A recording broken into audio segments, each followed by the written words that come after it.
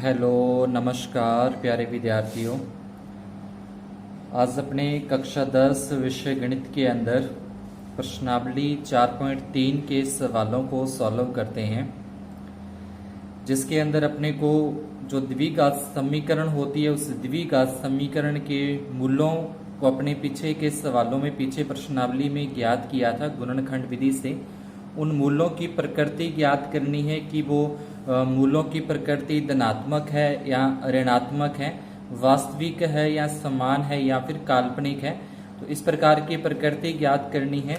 यदि मूलों का अस्तित्व हो तो उन्हें ज्ञात करना है। तो मूलों की प्रकृति ज्ञात करने से पहले अपने को एक छोटा सा सूत्र है वो अपने को याद रखना है, जिसको अपने विभक्तिकर कहते हैं। तो विभक्तिकर के लिए अपने इसको साइड में लिख लेते हैं। यहाँ पे ये होता है अपना d बराबर, d को विभक्तिकर बोलते हैं, d बराबर b² माइनस 4ac। ये एक छोटा सा सूत्र है अपना, d बराबर b² माइनस 4ac। एक जो अपनी द्विघात समीकरण थी कि ax² प्लस में bx और प्लस में c बराबर 0। तो x² का जो गुणांक है वो a का मान होगा, जो x का गुणांक है वो b का मान होगा, और जो चर है यानी कि जो गिनती वाला अक्षर अपनी संख्या होती है वो c का मान है। वो abc के मान अपने को इसके अंदर रखने हैं। मतलब b का मान जो x का गुणांक होगा वो b का मान रखा जाएगा, माइनस 4 का 4 रखना है, और जो x² के साथ गुणांक होगा, गुणा में संख्या होगी, वो a का मान है, और जो अकेली संख्या होगी बिना xy के वो अपने c का मान रखना है। इसमें मान रखने के बाद इसको जो अपने सॉल्व करेंगे, इसका वर्ग करेंगे, इनका आपस में गुणा करेंगे, बाद में माइनस करेंगे, और इसको पूरा सॉल्व करने के बाद अगर d का जो मान है, जो अपना d है, इस d का उत्तर अगर 0 से बड़ा आता है, अगर d का मान 0 से बड़ा आ जाता है, तो जो इसके मूल होंगे वो क्या होंगे, वो मूल इसके एक तो धनात्मक होंगे, धनात्मक यानी कि प्लस की संख्या हो सकती है यहाँ पे, और अलग इसके जो भिन्न भिन्न होंगे यानी कि दोनों ही मूल क्या आएंगे अपने पास, अलग अलग आएंगे, भिन्न भिन्न आएंगे, और इसको अपने वास्तविक भी कह सकते हैं कि इसके मूल क्या होंगे, वास्तविक होंगे। जब d का मान अपने पास धनात्मक आएगा, मतलब प्लस की कोई भी संख्या आ जाएगा। तो अगर d का मान अपने पास 0 आता है, यानी कि इसको पूरे को हल करने के बाद अगर इसका उत्तर 0 निकलता है, मतलब d का मान अगर 0 आता है, तो इसके जो मूल होंगे वो समान होंगे, यानी कि दोनों ही जो x के मान अपने पास निकलेंगे, जैसे पीछे की प्रश्नावली के अंदर अपने x के 2 मान निकाले थे, वो दोनों के दोनों मान क्या होंगे, समान होंगे, एक जैसे होंगे, और उसकी जो अस्तित्व है वो भी क्या होगा, वास्तविक होगा। तो ये समान होंगे और क्या होंगे, वास्तविक होंगे। और तीसरी कंडीशन अपने पास बनती है कि अगर इसको हल करने के बाद अगर d का मान माइनस के अंदर आता है, यानी कि d का मान 0 से छोटा आता है, तो इसके जो मूल होंगे वो काल्पनिक होंगे या अवास्तविक होंगे। काल्पनिक लिख सकते हैं या फिर अवास्तविक लिख सकते हैं। तो ये तीन कंडीशन अपने पास इस विभक्तिकर b² माइनस 4ac से अपने पास बनती है। अब जब अगर ये दो कंडीशन अपने पास आ जाती है, अगर ये दो स्थितियां अपने पास प्रश्न में आती हैं, तो उसको आगे अपने द्विघात सूत्र लगाकर सॉल्व कर देंगे। और अगर ये तीसरी कंडीशन अपने पास आती है तो इसको फिर आगे सॉल्व नहीं करना, इसमें लिख दिया जाए कि मूलों का जो अस्तित्व है वो नहीं है। तो अब किस तरीके से करते हैं, पहले प्रश्न को अगर अपने यहाँ पे देखें, तो ये जो अपने को दी गई द्विघात समीकरण है, इस दी गई द्विघात समीकरण की तुलना यहाँ पे लिख देंगे। सबसे पहले दी गई द्विघात समीकरण की तुलना ax² plus bx plus c बराबर 0 से करने पर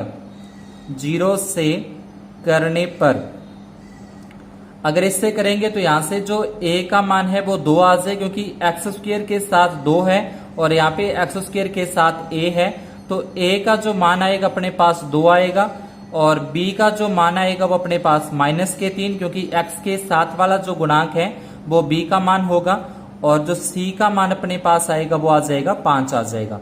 तो सबसे पहले अपने को abc के मान निकालने हैं। अब अपने को विभक्ति कर d जो सूत्र है वो यहाँ पे लिखेंगे कि b² माइनस के 4ac। अब इसमें b की जगह पे b का मान -3 रखा, इसकी स्क्वायर है तो इसके ऊपर स्क्वायर कर देंगे। -4 गुणा में a का मान अपने पास 2 है और गुणा में c का मान है 5। 3 का वर्ग करने पर 9 होता है। 3 यानी कि किसी भी चाहे माइनस का वर्ग करें चाहे प्लस का वर्ग करें, वर्ग करने पर जो आएगा वो हमेशा प्लस की संख्या आती है। 4 को 2 से गुणा करेंगे 4 दूने 8, 8 को 5 से गुणा करेंगे 8 5 होते हैं 40। इसको अपने माइनस करें तो ये हो जाएंगे -31, यानी कि जो d का मान वो क्या आ जाएगा -31 आ जाएंगे। तो इसको अपन लिख सकते हैं कि d का जो मान है वो 0 से छोटा है, तो 0 से छोटा है तो यहाँ पे लिखा जाएगा अतः दी गई द्विघात समीकरण के अतः दी गई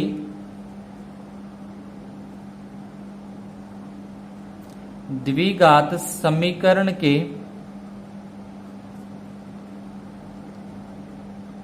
मूलों की प्रकृति, दी गई द्विघात समीकरण के मूलों का अस्तित्व नहीं है।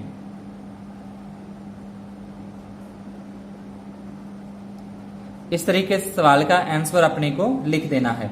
अब जो सेकंड पॉइंट है उस सेकंड पॉइंट को अपने यहां पे सॉल्व करें। तो इसके अंदर सबसे पहले दी गई द्विघात समीकरण की तुलना ax² plus bx plus c से करने पर दी गई द्विघात समीकरण की तुलना ax² plus bx plus c बराबर 0 से करने पर, तो जब इसकी तुलना अपने करते हैं तो यहां से a का मान अपने पास आता है 3, b का मान अपने पास आ जाएगा -4 रूट में 3 और c का मान अपने पास आ जाएगा 4। d वाला सूत्र लगाएं, d बराबर b² -4 ac, इसमें मान रख दें। b का मान अपने पास है -4 रूट में 3 और इसके ऊपर है स्क्वायर, फिर -4 का 4 गुणा में a का मान 3 और गुणा में c का मान है 4। अब 4 का वर्ग करें, 4 का वर्ग करने पर 16 होता है और किसी भी रूट वाली संख्या का अगर अपने स्क्वायर करते हैं तो वो रूट से संख्या बाहर आ जाती है। मतलब 4 का तो 16 हो जाएगा और इस रूट 3 का 3, तो 16 तिये अपने पास हो जाएंगे 48। इनका आपस में गुणा करें, 4 तिये 12, 12 चौके होते हैं 48। तो यहां से जो d का मान अपने पास आएगा वो आ जाएगा 0। जब d का मान 0 है तो कौन सी कंडीशन बनेगी, समान होंगे दोनों मूल और क्या होंगे, वास्तविक होंगे। अतः दी, यहां पे लिखना है अतः दी गई द्विघात समीकरण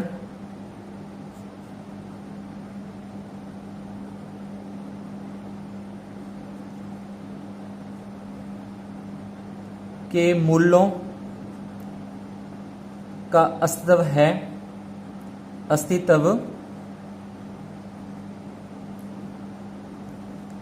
उसके बाद लिख देंगे दोनों मूल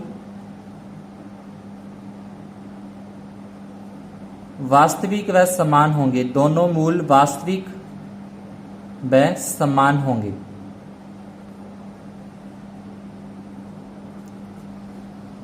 अब आगे अपने को मूल्यों को ज्ञात करना है कि इस जो ये अपने पास आया है इसको मूल्यों को किस प्रकार से ज्ञात करेंगे। तो इसके लिए जो अपना द्विघाती सूत्र होता है जिसको अपने श्री धराचार्य सूत्र भी बोलते हैं, वो यहाँ पे लगाना है कि x बराबर -b प्लस माइनस b² के 4 ac वर्गमूल के अंदर और बटे में आ जाएगा 2a। ये इसका द्विघाती सूत्र या इसको अपने श्री धराचार्य सूत्र के नाम से जानते हैं, इसका नाम है ये।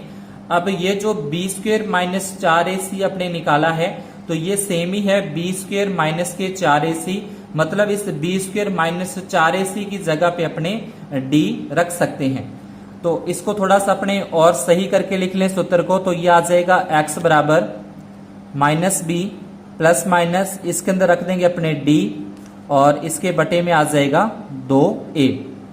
अब यहाँ पे माइनस है तो माइनस b का मान जो अपने को प्रश्न में था ये b का मान रख देंगे, d की जगह पे ये d का मान रख देंगे 0 और बटे में 2a है तो a की जगह पे a का मान आ जाएगा अपने पास 3 आ जाएगा। तो इसको अपने यहाँ पे सॉल्व करते हैं इस साइड में कि x का x आ जाएगा बराबर में माइनस का माइनस b का मान अपने पास है -4√3। तो एक तो ये सूत्र में माइनस है, एक जो इसका मान वो भी माइनस में है, तो ये हो जाएगा प्लस का 4√3। फिर उसके बाद प्लस माइनस सूत्र के अनुसार प्लस माइनस है। फिर रूट के अंदर d का मान, तो d का मान अपने पास है 0। इसके बटे में 2 गुना में a है यहाँ पे, तो a का मान अपने पास आ रहा है 3, तो यहाँ पे रख देंगे 3। अब आ जाएगा 4√3 प्लस माइनस 0 का वर्गमूल 0 ही होता है और बटे में हो जाएगा 6। अब चाहे प्लस का चिन्ह लिया जाए चाहे माइनस का चिन्ह ले, एक बार प्लस का चिन्ह ले और एक बार माइनस का चिन्ह ले, तो अपने पास क्या आएगा, दोनों में सेम ही आएगा। चाहे इसमें 0 जोड़ें चाहे इसमें 0 अपने घटाएं, तो ये यहाँ पे लिखा जाएगा 4√3 और बटे में 6। 4 और 6 दोनों 2 के पाड़े से कट जाएंगे, 2 दूनी 4 और 2 तिया 6 और साथ में ये रूट में 3 है। अब ये जो बटे में 3 है इसको अपने ये लिख सकते हैं, बटे वाले 3 को √3 और गुणा में √3। ये जो बटे में 3 अपने पास है, इस 3 को √3 गुणा में √3 लिखा जा सकता है। 1√3 से ये 1√3 कट जाएगा, तो अपने पास जो x का उत्तर आ जाएगा वो होगा 2 बटे में √3, और दोनों के दोनों समान होंगे, इसलिए दोनों ही मान क्या आ जाएंगे अपने पास 2 और बटे में √3। इस तरीके से अपने अगर मूलों का अस्तित्व नहीं है तो उसको सीधा इस तरीके से लिख देना है। अगर मूलों का अस्तित्व निकलता है, जैसे 0 आ गया, तो उसको फिर आगे सूत्र लगा के सॉल्व करना है। इसी प्रकार से इसका जो तीसरा पॉइंट है 2x² - के 6x + 3, सेम इस तरीके से इसको आप सॉल्व करके देखोगे। सेकंड प्रश्न के अंदर बोला है कि निम्न प्रत्येक द्विघात समीकरण में k का ऐसा मान ज्ञात कीजिए कि उसके दो जो मूल हैं वो बराबर हों, दोनों मूल बराबर हों। तो इसके लिए अपने k का मान ज्ञात करना है। तो यहाँ पे जब दोनों मूल बराबर होंगे तो कौन सी स्थिति लगती है वो अभी अपने पीछे देखी, पीछे के सवाल में जब दोनों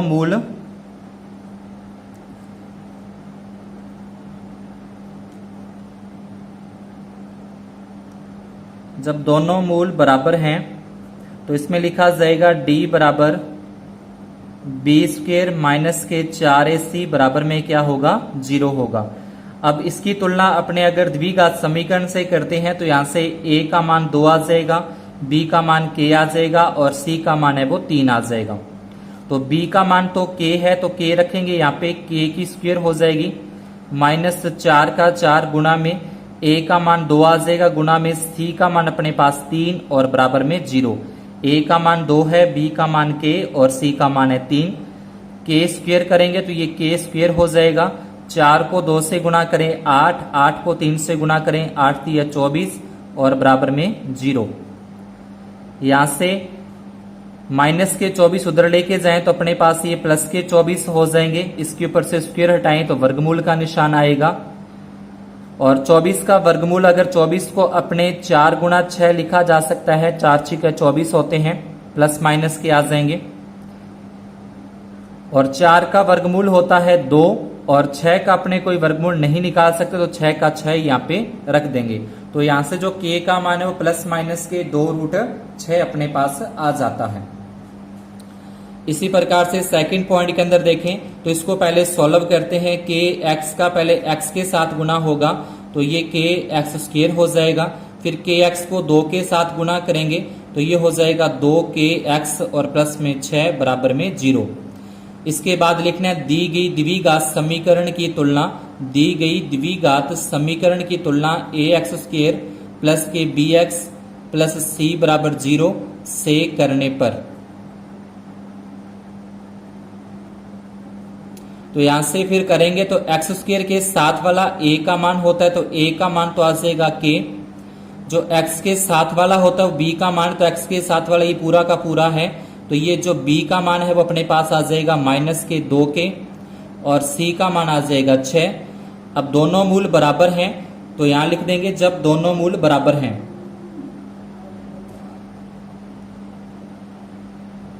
जब दोनों मूल बराबर हैं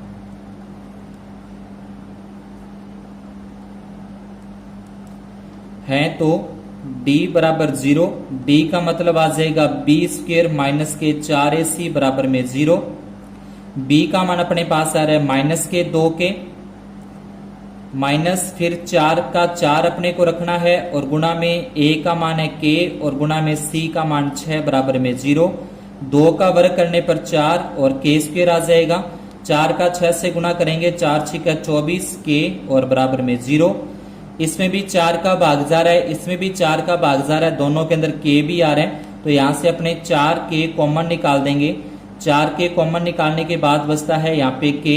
24 में 4 का भाग देंगे 6 और k का बाहर कॉमन चला गया बराबर में 0। अब एक बार तो इस 4k का अलग गुणनखंड बन गया और k माइनस 6 का अलग गुणनखंड बन गया। एक बार 4k के बराबर में 0 रखेंगे तो यहां से जो अपना k का मान है वो आ जाएगा 0 बटे में 4 मतलब 0 आ जाएगा। और एक बार ये k माइनस 6 बराबर 0 लेंगे तो यहां से प्लस का जो माइनस का 6 इधर लेके जाएंगे तो प्लस का 6 हो जाएगा। देखिए k के मान यहाँ पे 2 आते हैं, 0 या फिर 6। इस तरीके से अपने k के मान ज्ञात कर देने हैं।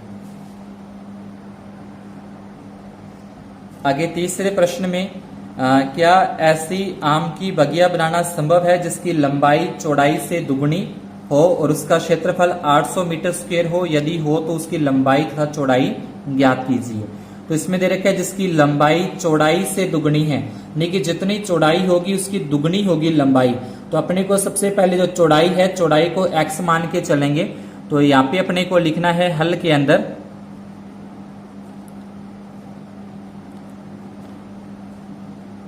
माना कि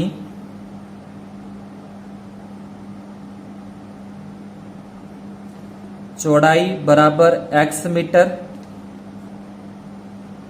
लंबाई है वो उसकी दुगनी हो जाएगी मतलब 2x मीटर हो जाएगा, दुगनी का मतलब 2x मीटर। और आगे उसका बोला है क्षेत्रफल, तो लंबाई और चौड़ाई वाले के अंदर आयत आ जाएगा, यानी कि आयत के अंदर होती है लंबाई और चौड़ाई, इसलिए यहाँ पे लिखेंगे आयत का क्षेत्रफल। आयत के क्षेत्रफल का सूत्र होता है लंबाई गुणा में चौड़ाई, और ये अपने को दे रखा है इस प्रश्न के अंदर 800 मीटर स्क्वायर दे रखा है। लंबाई की जगह तो अपने पास आ जाएगा 2x गुणा में चौड़ाई की जगह पे x और बराबर में आ जाएगा 800। गुणा करेंगे 2x को x के साथ गुणा करें 2x स्क्वायर और बराबर में 800। अपने को x स्क्वायर का मान निकालना है तो ये 2 इसके बटे में आ जाएगा। 800 के अंदर अगर अपने 2 का भाग दें तो 800 में 2 का भाग देने पर 400, ये स्क्वायर हटाएंगे तो इसके ऊपर आ जाएगा वर्गमूल का निशान। और जो 400 का वर्गमूल है, 400 का वर्गमूल होता है 20 और ये आ जाएंगे प्लस माइनस के, यानी कि प्लस का 20 का वर्ग भी 400 होता है, माइनस 20 का वर्ग भी 400 होता है। लेकिन किसी भी आयत की या बाग की लंबाई या चौड़ाई माइनस में नहीं हो सकती, इसलिए अपने जो ऋणात्मक मान है उसको अपने छोड़ देते हैं। ऋणात्मक मान छोड़ने पर यहां से जो x का मान अपने पास आ जाएगा वो आएगा 20 मीटर। अब x अपने माना था चौड़ाई को, तो अतः चौड़ाई जो है, अतः चौड़ाई तो हो जाएगी 20 मीटर और लंबाई इसकी दुगुनी है। दुगुनी का मतलब 20 का दुगुना करेंगे तो 20 का दुगुना करने पर आ जाएगा 40 मीटर। तो इसकी लंबाई और चौड़ाई अपने को ज्ञात कर देनी है। नेक्स्ट आगे चौथे प्रश्न के अंदर क्या ऐसी स्थिति संभव है कि दो मित्रों की आयु का योग 20 वर्ष हो, 4 वर्ष पूर्व उनकी आयु का गुणनफल वर्षों के अंदर 48 था। तो दोनों मित्रों की आयु का योग दे रखा है अपने को 20 वर्ष। तो यहां पे लिख लेते हैं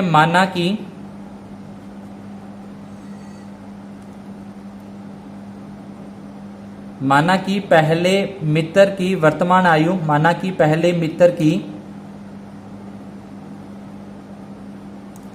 वर्तमान आयु बराबर x वर्ष और दूसरे मित्र की लिख देना यहां पे, दूसरे मित्र की वर्तमान आयु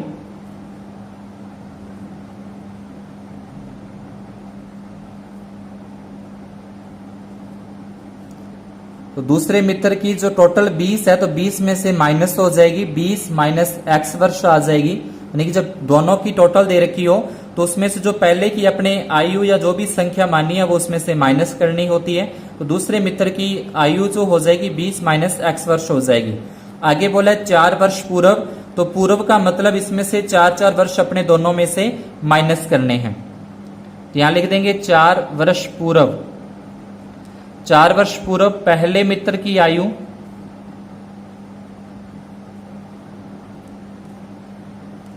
4 वर्ष पूर्व पहले मित्र की आयु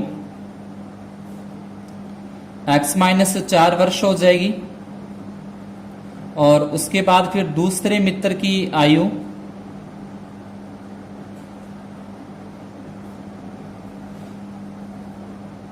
दूसरे मित्र की 20 माइनस x है, तो 20 माइनस x 4 वर्ष पूर्व, तो इसमें से 4 माइनस करेंगे तो ये अपने पास आ जाएगी 16 माइनस x वर्ष।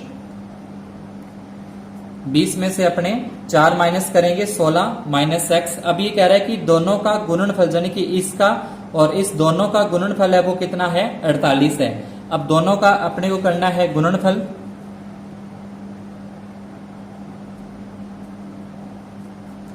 तो यहां से अगर इसका गुणनफल किया जाए तो अपने को दे रखा है 48 यानी कि x माइनस 4 और उसके बाद 16 माइनस x बराबर में 48।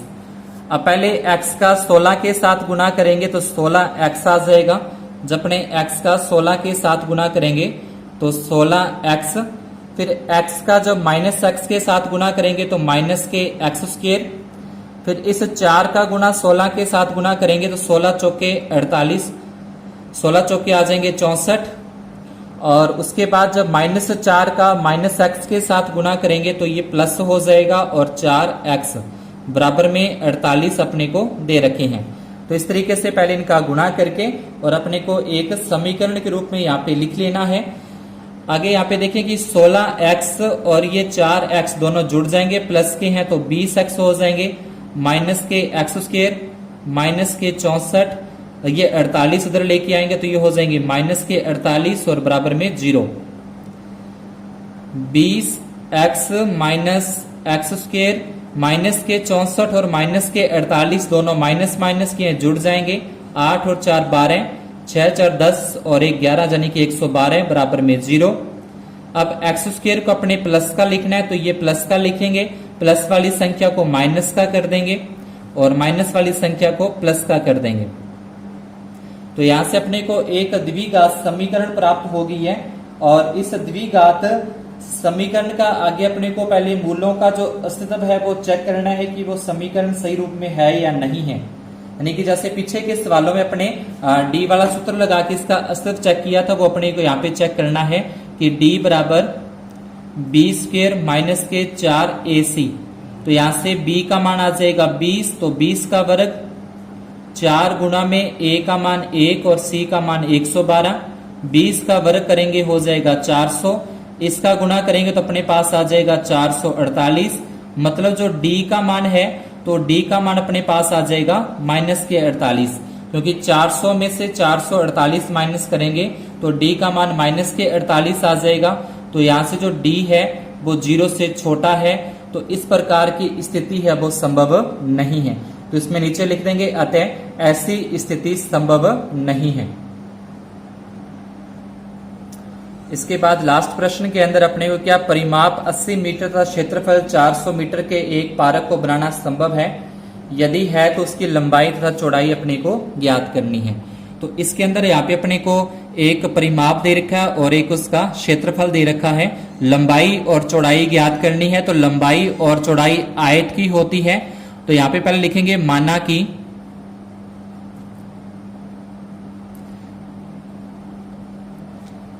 कि पार्क की लंबाई बराबर x मीटर मान लेते हैं और इसकी जो चौड़ाई है, चौड़ाई इसकी मान लेते हैं अपने y मीटर, लंबाई और चौड़ाई इसकी अपने y मीटर आ जाएगी। अब जो पार्क का परिमाप है, जहां यूं कह लें कि जो आयत का परिमाप का सूत्र है,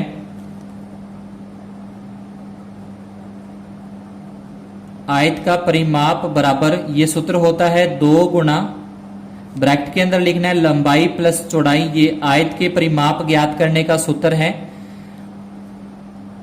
2 का 2 आ जाएगा, लंबाई अपने पास x है, चौड़ाई अपने पास y है और परिमाप अपने को दे रखा है बराबर में 80।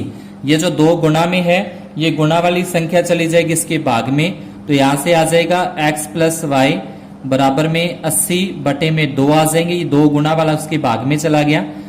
x प्लस वाई, 80 में 2 का भाग देंगे तो यहां से आ जाएगा 40। तो यहां से किसी भी एक का मान अपने पास निकाल लेते हैं, जैसे x का x यहाँ पे रखा और ये प्लस का y इधर ले जाएंगे तो माइनस का y हो जाएगा, यानी कि x बराबर 40 माइनस y।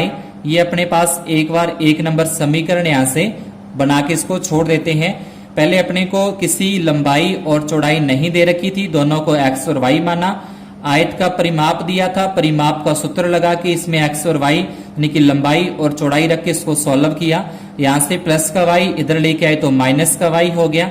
x के रूप में एक यहाँ पे अपने पास समीकरण बन चुकी है y माइनस 40। अब दूसरा इसने बोला है कि क्षेत्रफल 400 है, तो यहां पे लिखेंगे आयत का क्षेत्रफल।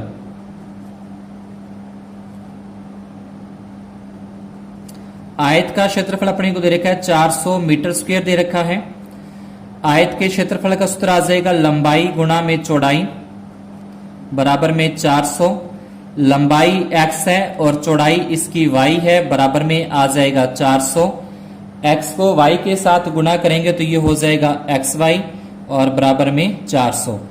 अब यहां से जो x का मान अपने पास निकाला है कि 40 माइनस वाई, ये x का मान अपने पास निकाला है, ये x की जगह पे रख देंगे 40 माइनस वाई और ये y का यहाँ पे y आ जाएगा और बराबर में है 400। यहां से जो x का मान अपने निकाला था वो इस x की जगह पे रख दिया है। अब पहले गुणा करें, y का 40 के साथ गुणा करें 40y हो जाएगा, फिर y को y के साथ गुणा करें y स्क्वायर हो जाएगा, प्लस के 400 बराबर के इस तरफ लेके जाएं तो ये हो जाएंगे माइनस के 400 और बराबर में 0। यहां से एक द्विघात समीकरण अपनी बन जाएगी कि ये जो स्क्वायर वाली घात द्विघात वाला जो है इसको अपने प्लस का कर देंगे तो सभी के निशान अपने को चेंज करने पड़ेंगे, यानी कि ये प्लस का हो जाएगा, ये माइनस का हो जाएगा और ये भी प्लस का हो जाएगा। तो इसको इस तरीके से अपने लिख लेते हैं यहाँ पे कि वाई स्क्वायर माइनस के 40y और प्लस के अपने पास हो जाएंगे 400 और बराबर में है 0। अब इसका पहले अपने अस्तित्व चेक करते हैं कि ये इसके जो मूल है वो ज्ञात हो सकते हैं कि नहीं हो सकते। तो मूलों की पहले प्रकृति जांच करने के लिए अपने लगाएंगे इसमें विभक्ति कर d वाला सूत्र इसमें लगा देंगे। d बराबर b स्क्वायर माइनस के 4ac, b का मान यहां से आ जाएगा माइनस के 40 इसका वर्ग, 4 का 4 गुना में a का मान 1 है और गुना में c का मान है 400। 40 का वर्ग करें, 40 का वर्ग करने पर 1600, 400 को 4 से गुना करें तो ये भी आ जाएगा 1600। तो यहां से जो d का मान है वो अपने पास निकलता है 0। अतः जो मूल है वो दोनों क्या होंगे, बराबर होंगे। अतः दोनों मूल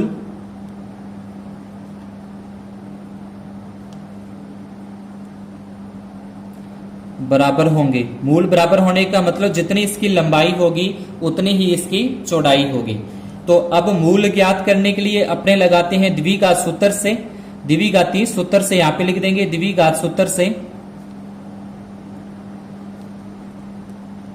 तो ये सूत्र आ जाएगा, सॉरी अपने y लेके चले हैं तो y बराबर माइनस बी प्लस माइनस इसमें लिख देंगे d और बटे में आ जाएगा 2a।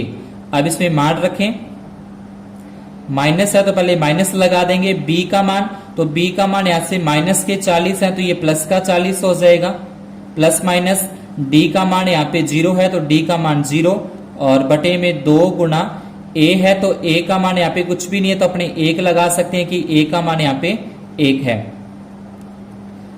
40 प्लस माइनस 0 का वर्गमूल 0 होता है, बटे में 2 1 कम 2।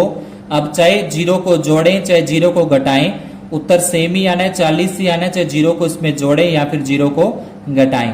40 में 2 का भाग देंगे तो अपने पास आ जाएगा 20 मीटर, यानी कि y का मान कितना है 20 मीटर है। तो यहां से x का मान निकालें कि 40 माइनस y, y का मान अपने पास 20 आया है तो 40 में से 20 घटाने पर x का मान भी क्या आ जाएगा, 20 आ जाएगा। तो x बराबर 40 माइनस वाई, x बराबर 40 माइनस 20 बराबर में 20। तो इसकी जो लंबाई चौड़ाई है वो अपने पास आ जाएगी। लंबाई x बराबर 20 मीटर और चौड़ाई y बराबर 20 मीटर। इस तरीके से अपने को लंबाई और चौड़ाई ज्ञात कर देनी है। तो आज की क्लास में अपने इतना ही। अगर आपको सवाल समझ में आए हो तो वीडियो को लाइक और चैनल को सब्सक्राइब जरूर करें। धन्यवाद। शुभ दिन।